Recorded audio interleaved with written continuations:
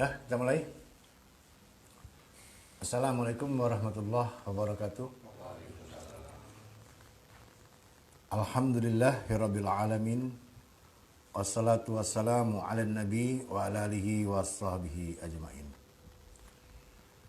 Baiklah para hadirin, kita bersyukur pada Allah. Kembali pada malam hari ini kita diizinkan Allah untuk dapat mengadakan kajian di mana malam ini kita akan mulai membuka surat yang baru setelah sebelumnya kita telah menamatkan pembahasan surat 16, surat An-Nahl. Maka malam ini kita akan lanjut kepada surat selanjutnya, surat ke-17, surat Al-Isra. Ya. Ada Pak Bagas, suaranya bagaimana Pak Bagas? Suaranya terdengar ya?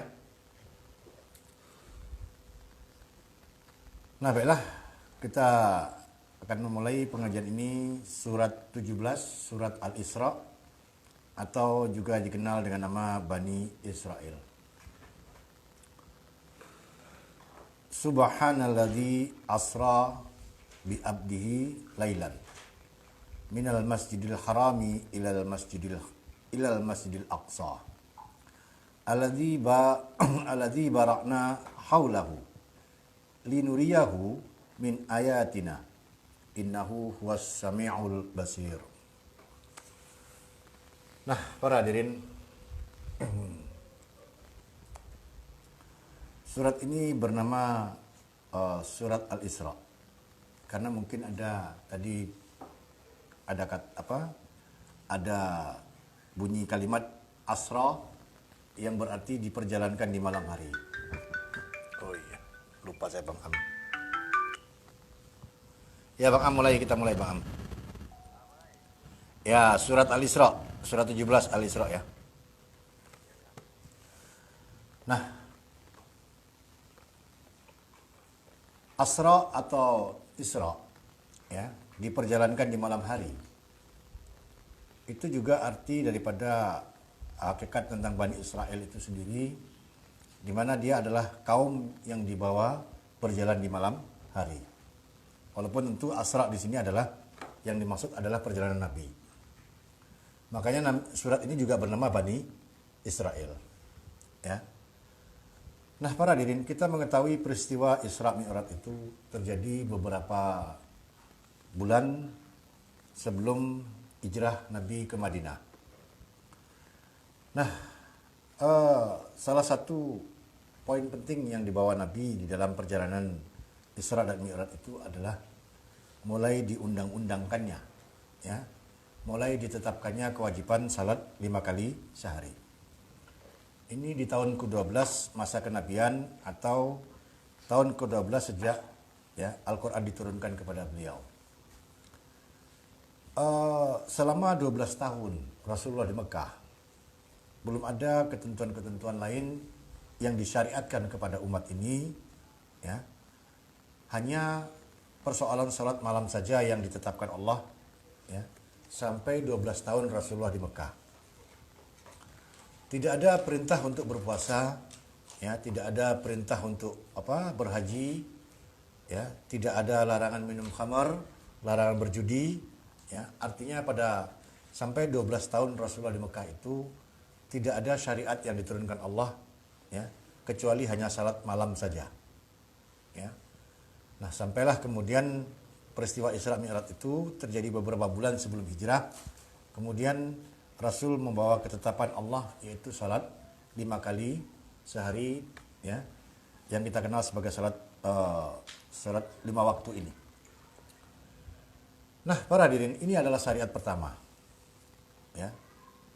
Kemudian kita lihat subhanallazi asra bi abdihi lailan minal masjidil harami ilal masjidil aqsa. Diawali dengan kata subhana, ya, alladzi asra. Subhana, maha suci yang telah memperjalankan.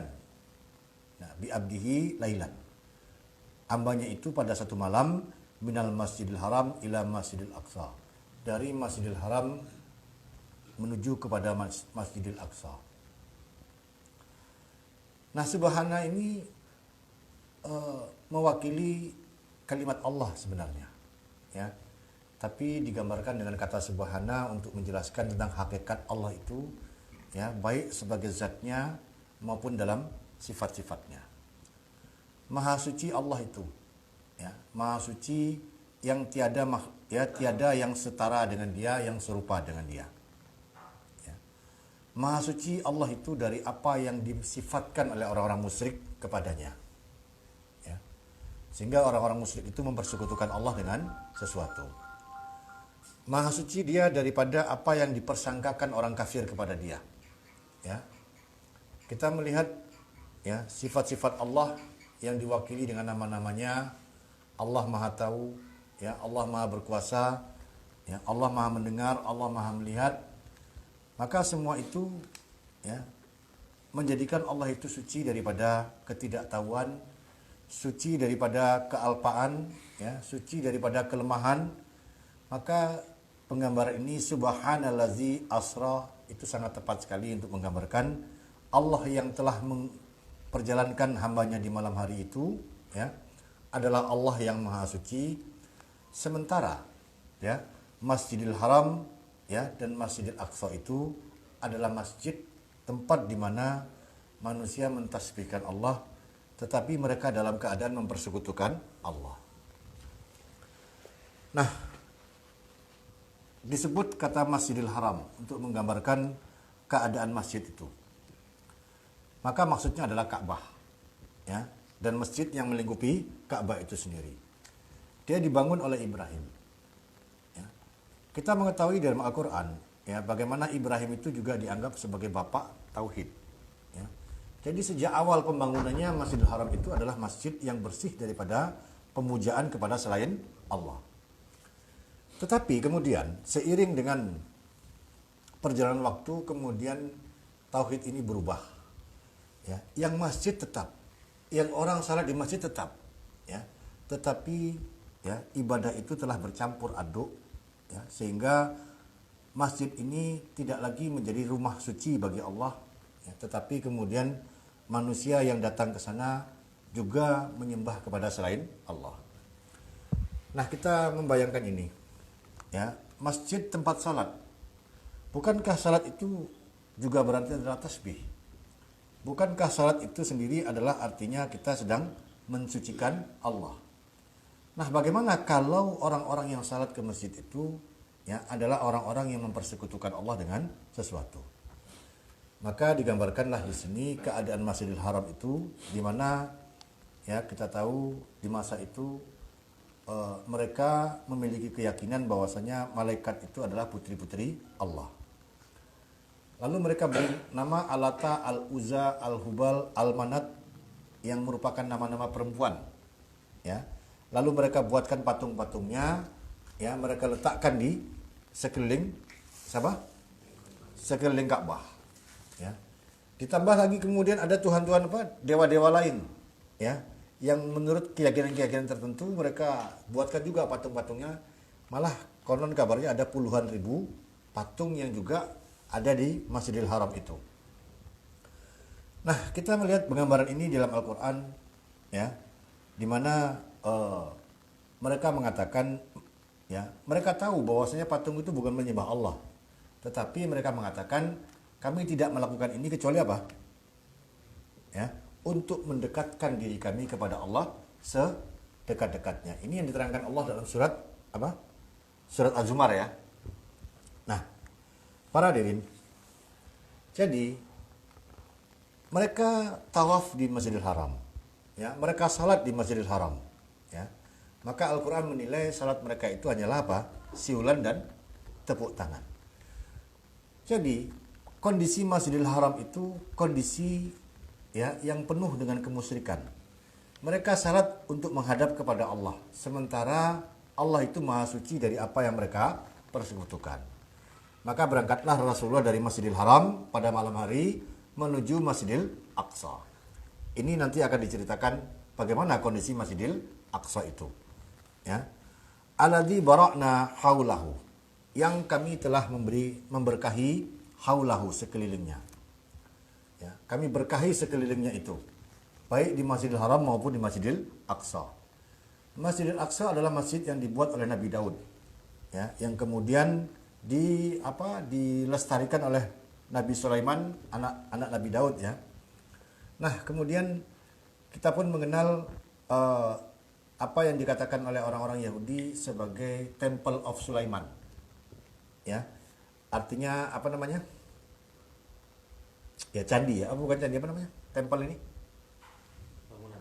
Ya, semacam itulah, ya, semacam ya katakanlah semacam tempat pemujaan, ya. Nah, dalam sejarah kita dikenalkan seperti itu. Nah, ini yang dimaksud dengan Masjidil Aqsa. Nah, jadi kita membayangkan masjid yang menjadi pusat penyembahan kepada Allah, yaitu Ka'bah itu sendiri, ya, sudah berada dalam ruang lingkup, ya, kemusyrikan itu sendiri. Sementara Rasulullah hendak diberi Allah apa? Ketentuan tentang salat. Sementara mereka orang-orang yang salat juga, ya, walaupun dalam bentuk-bentuk yang syariat yang tertentu, ya. Nah, kemudian Allah mengatakan, ya, linuriyahu min ayatina, untuk kami perlihatkan kepada dia itu ayat-ayat kami. Nah, inilah yang ditetapkan Allah bahwasanya Rasulullah tidak diperlihatkan kepada Allah tentang ayat-ayatnya, tentang kekuasaannya. Innahu huwas sami'ul basir. Sesungguhnya dia itu maha mendengar lagi maha mengetahui. Nah, para hadirin, ya, kita mengetahui sungguh pun risalah salat itu masih ada. Dikerjakan orang-orang musyrik Mekah karena dia berasal dari Ibrahim, ya. Dikerjakan pula oleh orang-orang Yahudi, ya, dengan adanya Masjidil Aqsa, ya. Kenapa risalah yang baru ini tidak meneruskan saja, ya, syariat salat itu? Nah, di sini letaknya, ya. Walaupun generasi sebelumnya masih salat juga, tetapi salat mereka adalah salatnya orang-orang musyrik. Sehingga Rasulullah harus mengambil lagi risalah salat itu, bukan risalah yang baru, tetapi apa? Risalah yang sejak dari dulunya. Makanya dalam hadis kita lihat, aku di sana aku melihat bagaimana salat para rasul itu menunjukkan telunjuknya ini, ya. Nah, Rasulullah melihat cara-cara salat yang sesungguhnya sebagaimana rasul-rasul terdahulu. Nah, risalah yang dibawa oleh Rasulullah itu menggambarkan risalah asli daripada salat yang sesungguhnya. Sementara salat orang-orang di Masjidil Aqsa dan Masjidil Haram adalah salat orang-orang musyrik yang kaum muslimin, ya, tidak diwajibkan untuk salat dengan cara yang seperti itu. Sebagai bukti, pernah mendengar tentang Kristen Ortodok nggak? Mereka salat nggak? Salat kan? Mereka salat berjamaah nggak? Iya kan? Nah, tapi kan kelihatan kalau salatnya itu beda.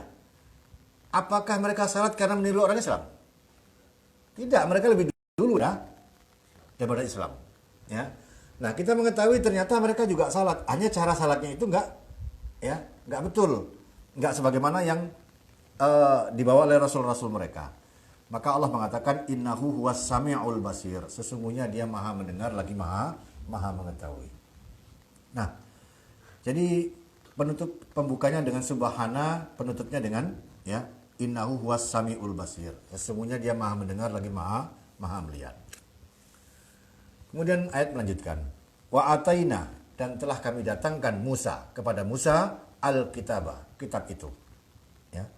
Wa ja'alnahu, dan telah kami jadikan dia hudan, sebagai petunjuk, li bani Israel, bagi bani Israel. Ala, ya, agar la tattakhidhu, ya, mereka tidak menjadikan min duni, dari selainku, wakilan, sebagai wakil atau sebagai wali. Nah, dibukalah pengertian selanjutnya dengan wa ataina Musa, telah kami datangkan kepada Musa kitab itu, yaitu Taurat, ya. Wa ja'alnahu hudan li bani Israel, dan kami jadikan dia, ya, sebagai petunjuk bagi bani Israel. Nah, kemudian untuk apa kitab itu diberikan kepada bani Israel? Alla tatakhidu min duni wakilan, agar Bani Israel itu tidak menjadikan selain Allah sebagai wali. Nah, karena apa? Ya, karena kitab yang diturunkan Allah itu, ya, telah berisi petunjuk-petunjuk bagi Bani Israel, termasuk juga ya keputusan Allah, syariat Allah dalam berbagai urusan di antara mereka. Dengan demikian ya turunnya kitab itu adalah agar jangan sampai ya Bani Israel ini mempersekutukan Allah. Kenapa? Ya. Jadi dengan turunnya kitab ini ya diwajibkan bagi Bani Israel untuk melaksanakan isinya dan agar mereka kemudian menegakkan apa yang ada dalam kitab Taurat tersebut. Agar Bani Israel kemudian ya benar-benar menyembah Allah, tidak mempersekutukan Allah dengan segala sesuatu apapun. Wakilan itu tahu kan wakilan? Wakil itu tahu. Kita wakilkan kan wali itu, ya. Jadi mewakilkan berbagai urusan itu kepada Allah. Dengan demikian isi kitab itu ya hendaklah mereka berpegang teguh dengan isi kitab itu. Sekiranya ya urusan-urusan mereka kemudian tidak mereka hukumi dengan kitab itu, maka mereka menjadikan selain Allah itu sebagai wakil. Paham sampai di sini? Ya. Nah, kita lihat lagi. Zuriyata ya, keturunan man hamalna ma'an Nuh. Ya, orang-orang yang kami angkut bersama dengan Nuh. Nah, ini cerita yang diceritakan dalam surat Nuh. Al-Quran mengisahkan tentang kisah masa lalu, yaitu ketika anak-anak Adam ya kemudian menjadi rusak, menjadi kafir. Setelah itu turunlah Nabi Nuh sebagai apa? Sebagai Rasul yang diutus Allah di kalangan mereka. Apa yang terjadi? Ya, kemudian mereka ingkar dengan apa yang dibawa oleh Nuh. Ya, coba bayangkan, nggak masuk akal kan Nuh itu. Masa dia bikin kapal di atas bukit, ya, jauh dari laut. Tetapi ini adalah perintah Allah. Orang-orang itu mereka tidak mengerti bahwasanya yang dikerjakan oleh Nuh itu adalah wahyu. Mereka tidak mengerti apa yang direncanakan Allah, sehingga mereka ukurlah perbuatan Nuh itu dengan akal pikiran mereka, dengan ilmu mereka. Mereka mempertanyakan, untuk apa kapal di atas bukit? Kalau kita bangun kapal di tepi pantai itu wajar. Nah, itulah menurut pengertian ilmu manusia. Ya. Nah, apa yang terjadi? Mereka tidak mengetahui rencana Allah, sehingga akibatnya mereka ditenggelamkan oleh banjir yang sangat besar. Nah, Al-Quran bercerita bahwasanya semua orang kafir itu habis, sehingga sisanya hanya orang-orang yang iman. Berarti tidak dijelaskan di sini Bani Israel itu adalah satu kelompok, ya, mereka sampai mereka merubah agama Islam ini menjadi agama suku.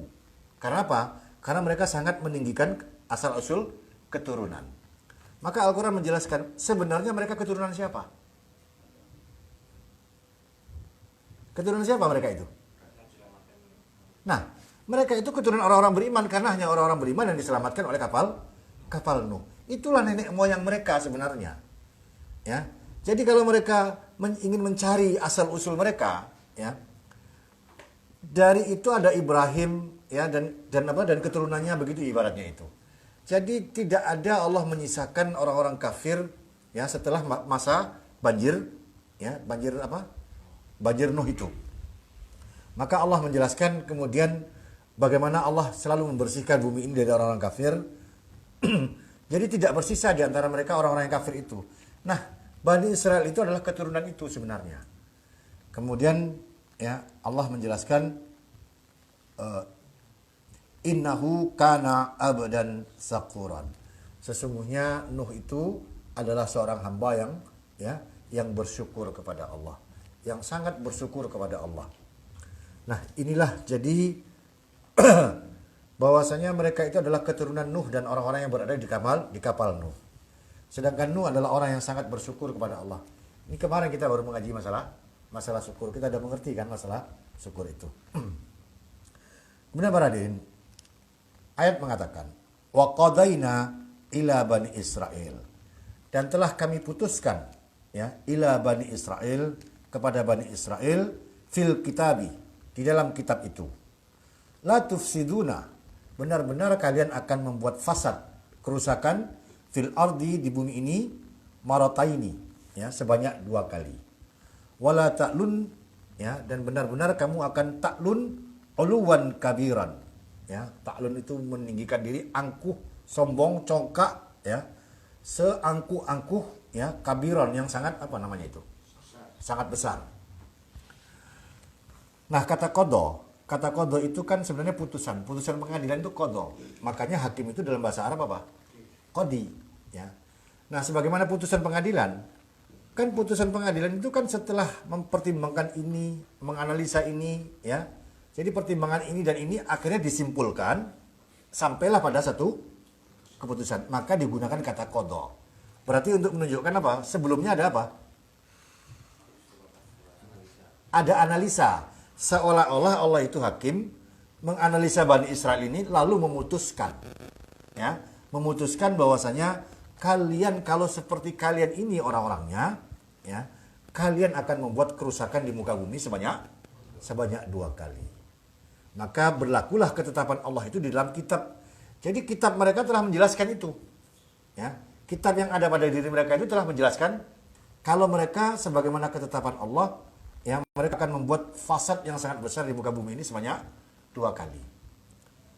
Lalu mungkin kita bertanya, kenapa Allah membuat ketetapan seperti itu? Ya hak Allah lah. Namanya Allah maha menetapkan. Ya. Nanti kita akan melihat, ya, inilah asal usul kenapa kemudian Allah mencabut risalah yang ada di tangan Bani Israel itu lalu diberikan kepada siapa? Kepada bangsa Arab.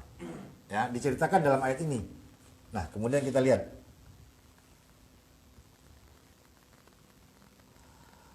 Fa'idha ja'a, maka ya ketika ja'a datang, wa'du, ya perjanjian, ya, ulahuma, ya, yang pertama, ya, janji Allah yang pertama itu ba'asna. Jadi perjanjian itu adalah pertama mengikat Bani Israel. Jika kalian mengerjakan yang semacam apa kerusakan di muka bumi, maka Allah akan menghancurkan kalian sehancur-hancurnya. Ini perjanjian. Maka seringkali perjanjian Bani Israel itu diceritakan oleh Al-Quran. Kan diangkatkan gunung apa? Gunung Sinai itu di atas kepala mereka, ya, sebagai bentuk perjanjian mereka dengan Allah.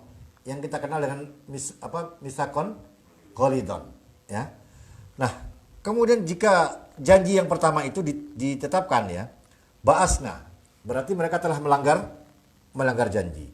Kami bangkitkan alaikum kepada kalian, ya, ibadan, hamba-hamba kami, ya, ibadan lana, hamba-hamba kami, ya, uli ba'sin, yang mereka itu begitu merusak, ya, sangat merusak, syadidin, ya, punya kekuatan.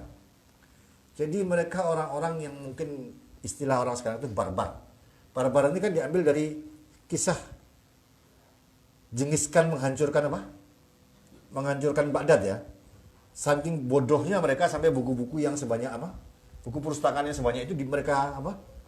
Mereka bakar, mereka campakkan, itu kan menunjukkan kebiadaban mereka, kebodohan mereka, maka disebut dengan barbar, ya. Nah, digambarkan di sini, ya, bangsa yang akan dibangkitkan Allah untuk menghukum Bani Israel itu, ya, bahwasanya, ya, uli ba'sin syadid. Mereka itu punya kekuatan, mereka itu bangsa yang sangat keji, ya. Fajasu, ya, khilala diyari. Maka mereka pun merajalela di kampung-kampung. Artinya sampai mereka menyusup ke kampung-kampung, ya. Wakana wa'dan maf'ulan, dan adalah perjanjian itu sesuatu yang pasti akan terjadi. Jadi Allah telah mengambil perjanjian dengan Bani Israel, ya, bahwasanya kalau mereka melampaui batas, ya, maka Allah pun akan, ya, mengirimkan kepada mereka orang-orang yang akan menghukum mereka itu sehancur-hancurnya bagi mereka itu. Coba kita lihat surat Al-Maidah ayat ke-78.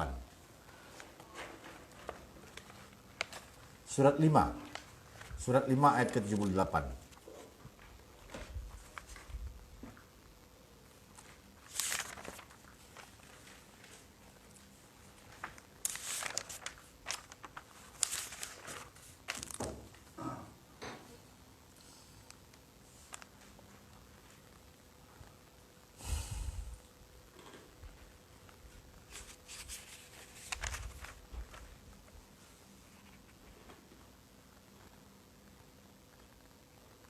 Udah?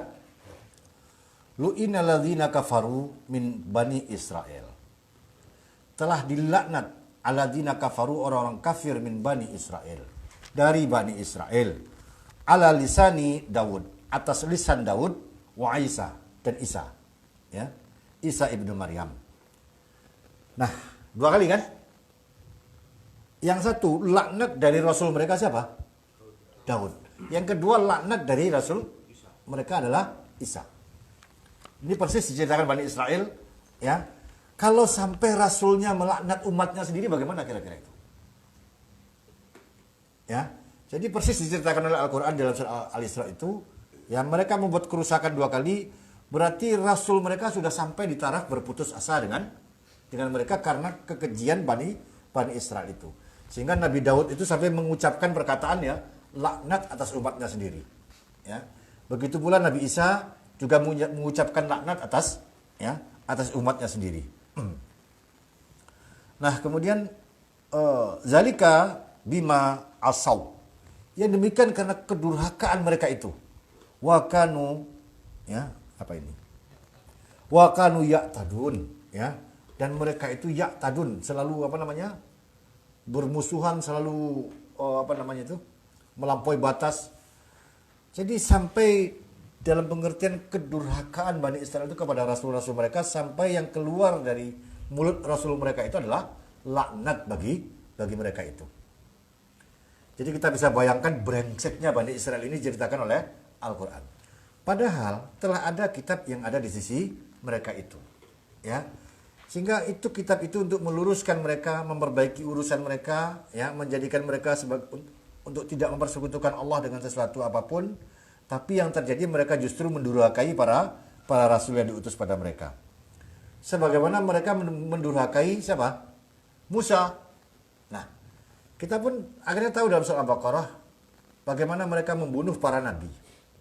Jadi kalau sekarang ada misalkan umat ini membunuh ulama begitu, ya, itu nggak seberapa dibandingkan dengan yang dikerjakan oleh Bani Israel. Jangankan ulama, nabi mereka bunuh. Kalau apa? Kalau tidak sesuai dengan kemauan mereka. Padahal para nabi ini kan membawa risalah dari siapa? Dari Allah, ya. Walaupun itu dari Allah, dari mulut nabi sekalipun, kalau nggak sesuai dengan hawa nafsu mereka bunuhlah para nabi itu. Ya. Jadi jangan heran kalau orang itu gampang sekali membunuh ulama, ya semacam itu. Ya, walaupun itu ulama, mereka akan bunuh kalau tidak sesuai dengan kemauan mereka. Nah, kemudian ayat melanjutkan, kita kembali masih di surat ini dulu. Ya. Kanu, ya, layatana hauna an munkarin fa'aluhu. Ya, mereka itu dulu, ya, mereka itu keadaan mereka layatana hauna. Mereka tidak pernah saling mencegah, menahan an munkar, dari perbuatan mungkar. Ya, ini yang terjadi. Ya. Mereka umat beriman. Ada rasul mereka, ada kitab mereka. Apa yang terjadi? Ternyata mereka malah tidak melarang dari perbuatan mungkar. Ya. Fa'aluhu, malah mereka melaksanakan perbuatan mungkar itu. Ya. Mungkar itu yang mereka maui, yang mungkar itu yang mereka laksanakan. Ya. Jadi, kalau misalkan sekarang kita sering dikatakan amar ma'ruf nahi mungkar, ya.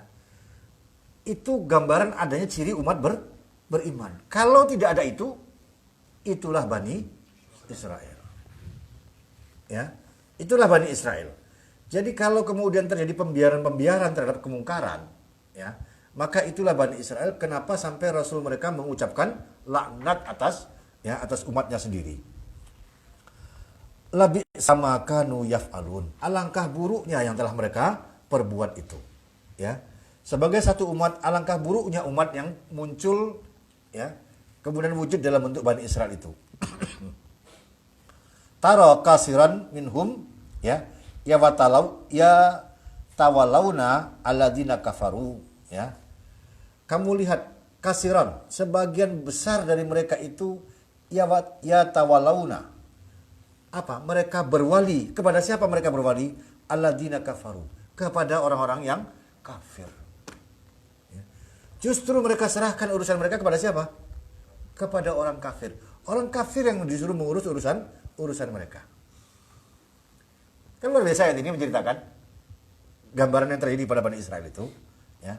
Tentu ini sebagai pelajaran bagi kita kan untuk menjelaskan bagaimana kehancuran Bani Israel yang dimaksud oleh surat Al-Isra itu. Labi sama qaddamat lahum. Ya. Alangkah buruknya maqaddamat, apa yang telah didahulukan lahum oleh mereka itu, anfusuhum, oleh hawa nafsu mereka. Ya, sakhitallah, ya, alaihim, lalu apa, kemurkaan Allah atas mereka, wafil azabi hum khalidun, dan di dalam azab lah mereka akan kekal. Ya. Ini gambaran kerusakan Bani Israel yang diceritakan oleh surat Al-Maidah.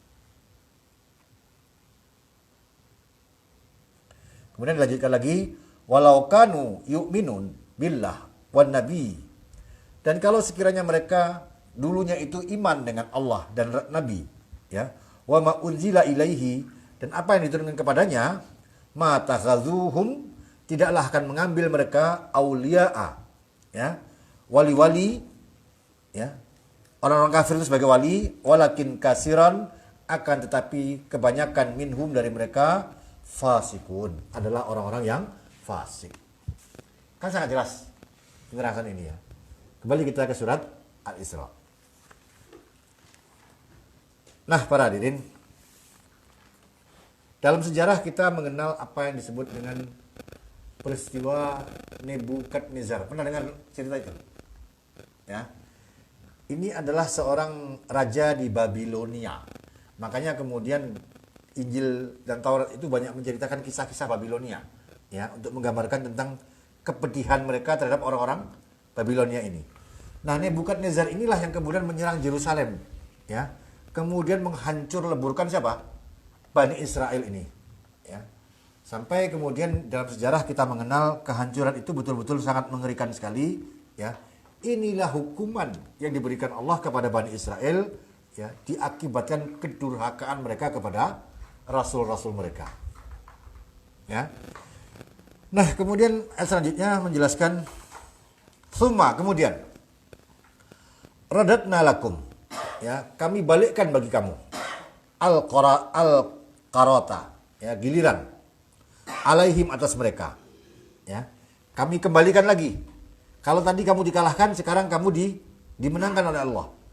Wa amdatnakum, dan kami banyakkan bagi kamu bi amwalin, dengan harta, wa banin, dan juga anak-anak. Ingat, harta dan anak itu ada apa maksudnya? Dunia, ya kan? Nikmat-nikmat dunia itu kan harta dan anak. Wa ja'alnakum, dan kami jadikan kamu aktsara, ya, nafiran, sebagai kelompok yang sangat besar. Jadi Allah menceritakan kisah ini kepada kita. Apakah Bani Israel itu hebat? Tidak. Ya. Jadi yang terjadi itu adalah apa? Apa yang telah ditetapkan oleh Allah. Ya. Jadi Bani Israel itu nggak ada kehebatannya apa-apa. Ya. Yang hebat itu adalah ketentuan Allah. Ketentuan Allah itulah yang wujud, sehingga mereka menjadi kuat. In ahsantum, maka dipesankan lagi, jika kamu berbuat baik, ahsantum li anfusikum, maka kebaikan itu adalah bagi dirimu sendiri. Maka berlakulah hukum sebab akibat dalam sunnatullah ini apa? Siapa yang berbuat baik, sebenarnya dia berbuat baik untuk dirinya sendiri. Siapa yang berbuat jahat, maka itu untuk dirinya sendiri. Ya, wa in asatum, dan jika kamu jahat, falaha, maka baginya lah kejahatan itu. Fa idza jaa wa'du, maka jika datang, ya, perjanjian akhirat yang kedua, ya, jika datang perjanjian yang kedua, ya, liyasu'u, ya, wujuhakum. Nah, kami burukkan wujuhakum, wajah-wajah kamu, waliyadkhulul masjidah, ya, dan mereka pun memasuki masjid-masjid kamu, kama dakhaluhu, ya, sebagaimana mereka telah dakhaluhu, mereka telah masuk, ya, awala sebelumnya, maratin sebelumnya dahulu, ya. Waliya tabiru, ya, dan liutabiru ma'alu, ya, tanbiran. Untuk apa? Mereka itu untuk meninggikan, menyombongkan, menghancurkan, ya, memporak-porandakan, ya, kamu seporak-porandanya, ya. Nah, para hadirin, kita melihat apa yang diceritakan kisah Al-Quran ini, ya, kerusakan itu memburukkan mereka itu sampai ke tingkat apa? Musuh itu sampai ke tingkat masuk ke dalam masjid. Yang menyerang mereka ini siapa sebenarnya? Yang menyerang mereka ini adalah kaum pagan. Ya. Kaum pagan ngerti kan? Kaum musyrikin pagan yang penyembah apa? Api, penyembah batu itu. Nah, akibatnya setelah mereka dikuasai kaum pagan, ya, kaum pagan ini sampai apa? Pengaruhnya itu sampai ke masjid. Akibatnya masjid mereka pun menjadi, ya, menjadi rusak pula. Tidak lagi murni masjid itu untuk menyembah Allah, tapi sudah bercampur aduk dengan ajaran-ajaran kaum pagan. Ini yang dikisahkan oleh surat Al-Isra ini. Nah, kita melihat penggambaran ini, ya. Jadi, kalau Rasulullah berangkat dari Masjidil Haram, dalam keadaan Masjidil Haram itu apa? Penuh dengan berhala. Ketika beliau sampai di Masjidil Aqsa, bagaimana terjadi? Sama saja. Ya. Kita ingat mungkin museum di Roma itu menjadi saksi tentang kehancuran itu. Kan disisakan museum Roma, Mausoleum, ya. Apa itu museum itu? Itu semacam stadion. Gunanya apa? Pada waktu itu Kaisar Tito itu, ya, mengambil Bani Israel itu apa? Untuk mereka adu dengan singa, mereka sampai seperti itu. Kehancuran yang diakibatkan oleh apa? Orang-orang yang dikatakan oleh Al-Quran ini sampai ke tingkat masjid mereka. Akhirnya kemudian, ya, peribadatan mereka di masjid itu pun berubah lagi. Sampai kemudian, ya, mereka campurkan ajaran pagan itu. Kalau nggak percaya, coba lihat.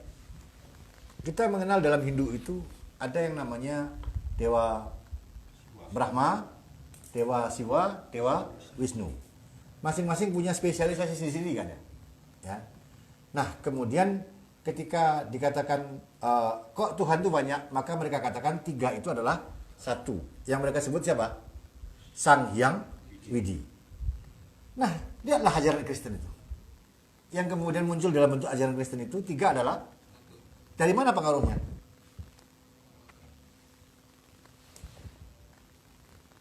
Jadi, ya, bagaimana Al-Quran menggambarkan pengaruh paganisme itu sampai ke agama-agama langit yang pada waktu itu, yang punya kitab itu, ya, sampai pun tentang Allah mereka rubah. Allah itu 1 tapi 3 tapi 1. Apa bedanya mereka dengan orang Hindu? Ada bedanya nggak? Sama, nggak ada bedanya, ya, karena Brahma itu untuk yang apa? Ya, memelihara. Wisnu yang memelihara, ya. Brahma yang mencipta, ya. Hah? Siwa yang menghancurkan, kan? Nah itu adalah 1 namanya Sang Hyang Widi. Nah, sama saja, ya.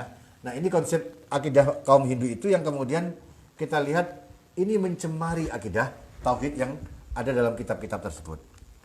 Jadi ingat, kaum Nasrani, kaum Kristen itu adalah orang-orang Yahudi, ya. Mereka orang Yahudi generasi kemudian yang kedatangan siapa? Kedatangan Isa. Nah, sampai keluar dari mulut Isa itu apa? Laknat bagi mereka. Nah, ini kisah sejarah yang diceritakan sedikit sekelumit, ya, kepada kita bahwasanya sampai saat Rasul Isra dan Mi'raj tidak ada satupun masjid di dunia ini yang betul-betul bersih dari penyembahan selain Allah. Sampai-sampai masjid terbesar itu kan cuma ada 2, Masjidil Haram dan Masjidil Aqsa. Kedua-duanya, ya, adalah masjid-masjid yang yang diibadahi oleh orang-orang musyrik. Nah, kemudian Allah mengatakan, In ahsantum, udah ini, ya. Asa rabbuka, mudah-mudahan Rabb engkau, ya, Rabb kalian, Rabbukum, Rabb kalian itu, ya, ayyarhamakum, akan apa? Merahmati kalian. Wa in udtum, dan jika kamu mengulang, udna, kami pun mengulang. Wa ja'alna, dan kami jadikan jahanam itu lil kafirina hasiran, bagi orang-orang kafir hasiran. Ini kepada siapa ayat ini? Nah, ini menuju kepada siapa saja, termasuk kepada para pemirsa Al-Quran. Jika kamu mengulang perangai orang-orang Yahudi masa lalu itu, orang-orang Bani Israel itu, kami juga akan mengulang yang sama. Diulang nggak sama orang Islam? Kapan diulang sama orang Islam?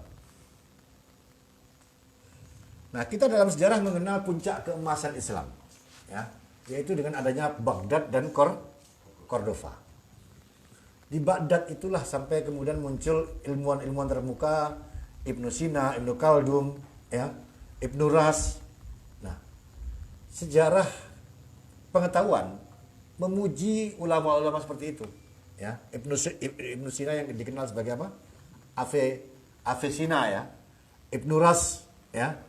Nah, pada waktu itu perkembangan ilmu pengetahuan luar biasa, tetapi konyolnya pada masa itu, ya, kaum muslimin belajar filsafat, ya, filsafat Romawi dan Yunani. Pada waktu itulah terjadi perdebatan ilmu apa? Ilmu kalam, filsafat ini dan itu dan lain sebagainya, sehingga ajaran Islam itu sudah tidak lagi menjadi apa? Menjadi ajaran yang sebelumnya. Ya. Nah, sampai kemudian terjadilah serangan dari siapa? Dari kaum Mongol yang kita sebut barbar itu, ya, yang dipimpin oleh Genghis Khan. Bukan kebalikan ke sini, kebalikan. Genghis Khan itu, ya. Itu kan kita sejarahnya. Sampai hancurlah Baghdad. Nah, apa bedanya dengan yang terjadi pada Bani Israel? Apa bedanya yang terjadi dengan di Cordoba itu? Sampai Cordoba itu kan Spanyol, ya. Sampai tidak bersisa satu orang pun kaum muslimin di Spanyol. Ya. Padahal kalau dikatakan kapan masa puncak keemasan kaum muslimin itu, ya di saat itu. Di saat barat dalam kegelapan, Islam sudah. Nah, ini kan saat yang paling dipuji oleh sejarah, ya. Padahal itu pula saat kehancuran kaum muslimin. Coba kita nilai dengan ayat ini. Peringatan tadi itulah, jika kamu mengulangi Bani Israel tadi itu, kami pun akan. Nah, kita pun lihat dalam sejarah pada waktu itu bagaimana para sultan itu, para khalifah itu betul-betul apa? Betul-betul sangat ini, ya. Sangat sangat memuakkan sekali, ya. Jadi bagaimana bisa kekhalifahan yang tadinya itu adalah kekhalifahan umat menjadi monarki absolut sebagaimana yang terjadi di masa-masa, ya, setelah Rasul wafat atau setelah para sahabat itu, ya. Nah, inilah para hadirin pembukaan kita mengenai surat Al-Isra, ya, untuk kita perdalam pada kesempatan yang akan datang, ya. Hanya sedikit satu lagi pada ayat ini saya tambahkan lagi.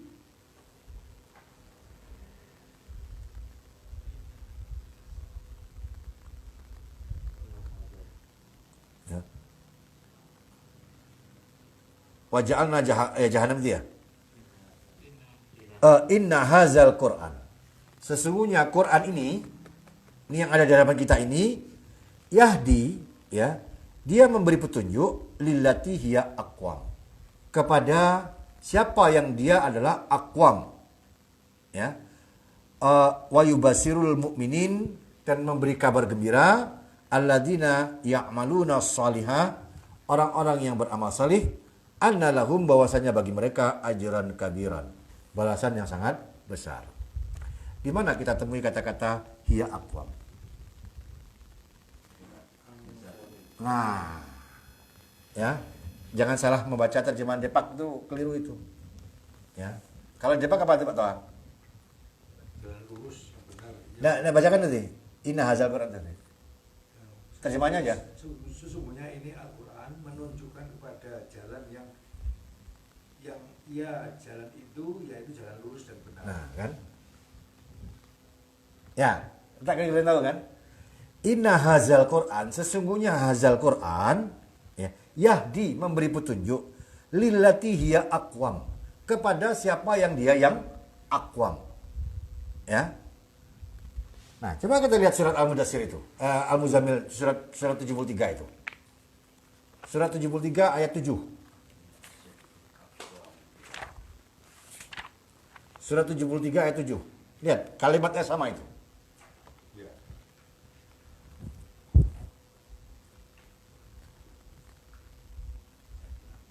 Ayat 6 ya. Ayat 6. Inna apa? Inna nasyi'atal lail. Sesungguhnya nasyi'atal lail.